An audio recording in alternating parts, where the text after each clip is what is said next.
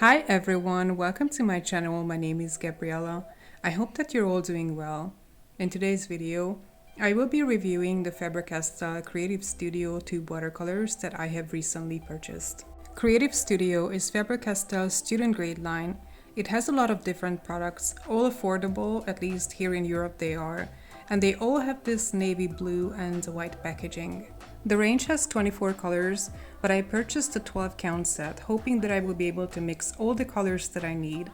I paid about 16 USD for this set, which is affordable, but if you calculate the price per tube, these are actually slightly more expensive than the Talens Art Creation, the Royal Langnickel, or the Staedtler Design Journey student grade tube paints. In my experience, Faber Castell just tends to be slightly pricier than other brands offering similar products.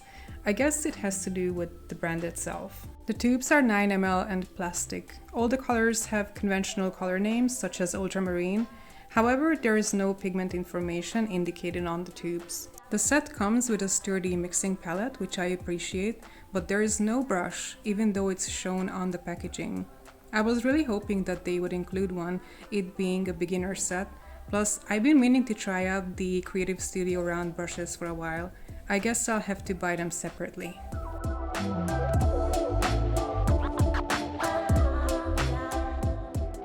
After removing the metal seal from the tubes, we can start pouring the paint into the palette. One of the things that I was most curious about is whether the paints were going to crack and fall out of the palette after drying, which is a very common issue when it comes to cheap tube watercolor paints. The other one is binder separation, which I experienced with at least 3 of the colors here. Luckily, it's easy to fix. All it takes is a quick stir and the paint is going to dry normally. I used to own an older version of these Faber Castell tubes that I purchased in London 5 or 6 years ago when I was living there. I paid approximately £6 or £7 for it. It was actually one of the first, if not the first, tube watercolor set that I ever tried. The tubes in the old set were larger, 12 ml. It was a different assortment of colors, and the set came without a mixing palette. I don't think it's available anymore. I don't see it online. I painted a lot with those paints in my art creation sketchbook that I was using during the London lockdown. If any of you are interested in the old set, Ankapora has a review on it from about 5 years ago. I will be linking her video in the description.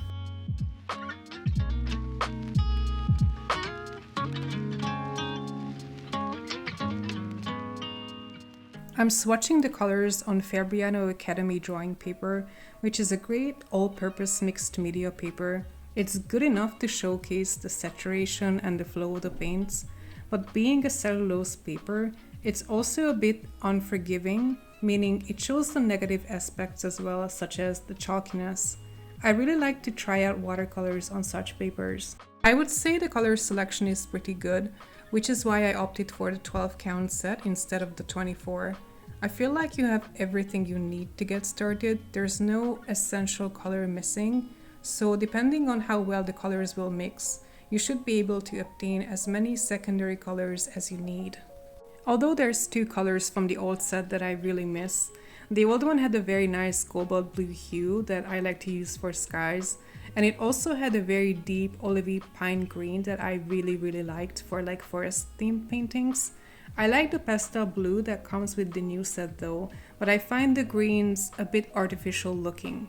Also, the black isn't really black, it's more of a gray. The paints have a nice flow, but in very wet washes, it also becomes apparent that there's quite a lot of fillers in them. The effect that you can see right now isn't really granulation, it's more like the effect of chalk fillers in the paints.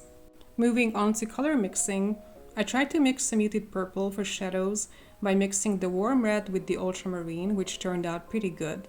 I had less success trying to mix the cadmium yellow with the ultramarine. I have to admit it looks pretty bad here. I gave it another try off camera with slightly better results.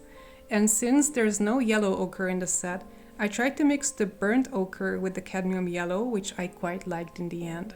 Testing the lifting, everything completely lifted, which I don't mind in a beginner set to be honest, because you can easily correct mistakes. I And I knew that the glazing wasn't going to work with such paints on such paper, but I still gave it a go just to see. I myself don't do much glazing, so it's not a huge issue for me. As you can see, the ultramarine completely reactivated under the orange paint. So yeah, paints that have fillers in them are going to behave a bit like gouache, so I don't recommend these for glazing.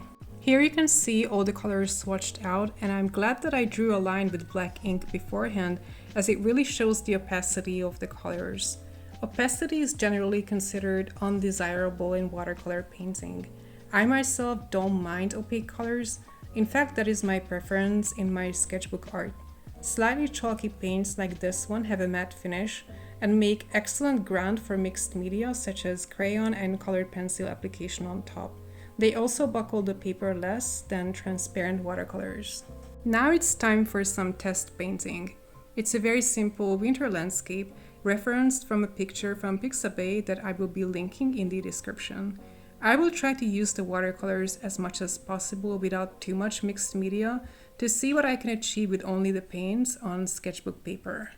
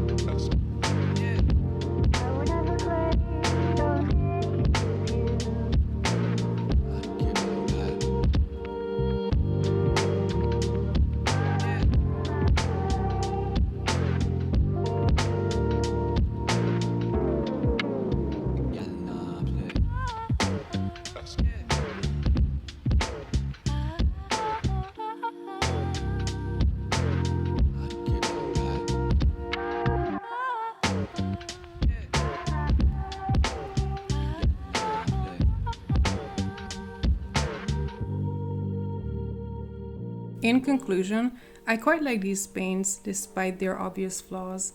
I love using paints like this on thinner sketchbook paper and in my mixed media art. I think they're good enough to get started if you would like to try watercolors on a budget, although you will need to buy brushes and paper separately. The paints did not crack and fall out of the palette even after several days, which is a huge plus, and I just find the colors saturated and pleasant to paint with. So that's it for today. I hope you enjoyed this video. If you did, please give me a thumbs up and leave me a comment. Thank you for watching this to the end. Take care and see you next time. Bye!